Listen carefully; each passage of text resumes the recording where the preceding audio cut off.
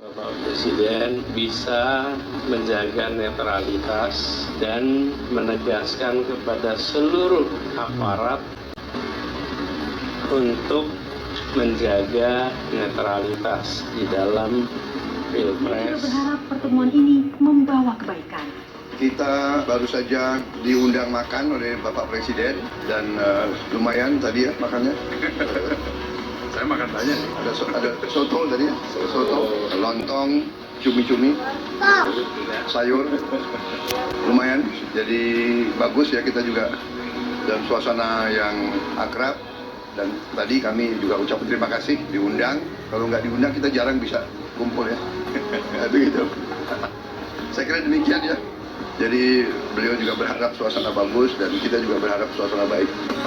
Adapun Anies Baswedan dalam pertemuan itu meminta agar Presiden menjaga netralitas dalam Pilpres dan Pemilu. Disampaikan kepada beliau bahwa kami sering bertemu dengan banyak orang-orang yang sayang pada Pak Presiden, dan mereka-mereka yang sayang ini menitipkan pesan untuk Bapak Presiden bisa menjaga netralitas dan menegaskan kepada seluruh aparat untuk menjaga netralitas di dalam Pilpres Pemilu.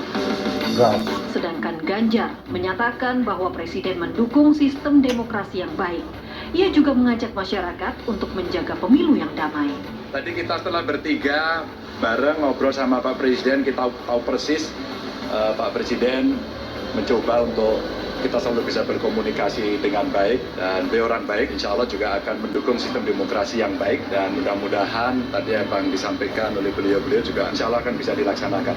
Nah, tugas kita, yuk kita jaga bersama-sama pemilu ini damai, para aparaturnya betul-betul imparsial, semua bisa berjalan dengan fair dan kita bisa saling menjaga.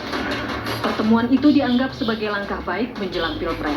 Pakar politik Hanta Yuda menilai Presiden ingin menunjukkan bahwa ia akan bersikap netral dalam Pilpres 2024. Beliau ingin mengirimkan pesan, ingin meyakinkan publik akan berposisi secara netral, karena itu sebagian besar diragukan oleh sebagian karena majunya Mas Gibran, putra beliau dalam kontestasi Pilpres, dan itu hendak netralisir, dikirimkan kepada publik. Saya kira ini bisa dikunci oleh publik atau menjadi pesan bahwa Presiden harus bertindak netral memang sebagai kepala negara, sebagai kepala pemerintahan, karena ini sangat riskan sekali karena posisi beliau sebagai kepala negara, kepala pemerintahan, Pilpres berlangsung 14 Februari mendatang. Posisi Pak Jokowi adalah sebagai panglima tertinggi yang memegang seluruh jejaring kekuasaan, fitur-fitur kekuasaan itu dikendalikan oleh Pak Jokowi. Apakah seperti itu? Kalau saya masih tanya-tanya besar, terus terang saja, karena memang dari waktu ke waktu itu tidak pernah menunjukkan ada rentetan gitu ya, proses yang menunjukkan komitmennya ke sana. Siti Zuhro juga meragukan pernyataan Presiden yang akan bersikap netral dalam Pilpres dan Pemilu 2024. Bagaimana bisa netral? Orang anak kandungnya, anak pertamanya menjadi cawapres gitu ya. Bagaimanapun juga sebagai seorang bapak yang mendukung lah. Lepas dia presiden atau tidak presiden pasti mendukung, apalagi presiden kan gitu ya.